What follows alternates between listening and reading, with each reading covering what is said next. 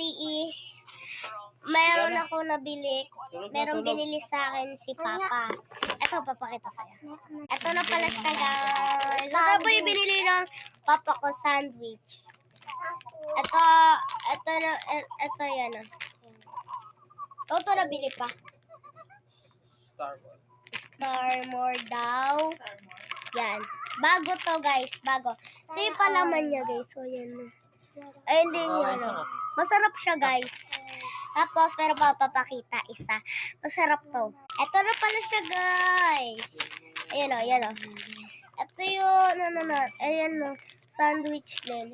Kapaheras lang siya ng pangalan. Pero, ito yung pinamasarap. Yan.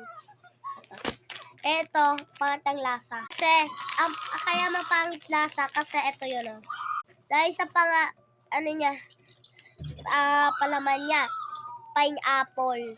Kaya paborito yung pineapple eh. Ayun, may butas-butas pa yan. Yan o, guys. So, kita niyo ba? Madami pang flavor neto. Meron yata purple. Mas masarap yung purple. Right? Di, meron yata. Ito kasi.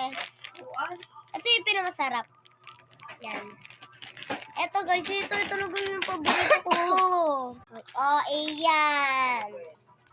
Right me.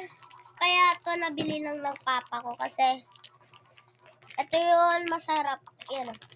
Natikim ko na siya kanina. Yung kakatapos lang namin kumain. Yan. Ayun yung palaman niya. Yan. Ano ba das?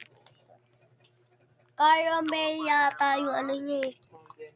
Ay, condense pala siya, guys. Condensada. Kaya, masarap kasi siya. Kaya pala matamis-tamis onte. Condensada pala yan, guys. Sobrang sarap talaga nito. Gusto niyo bumili na ito, bilhan nyo na sa Starmore bago kayo maabutan. Kaya, di ko to paborito yung pineapple. Kasi, pangit ang lasa.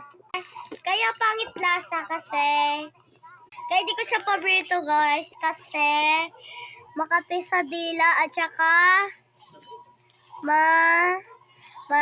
maasim. Sino may gusto nito, bumili na kayo sa SM.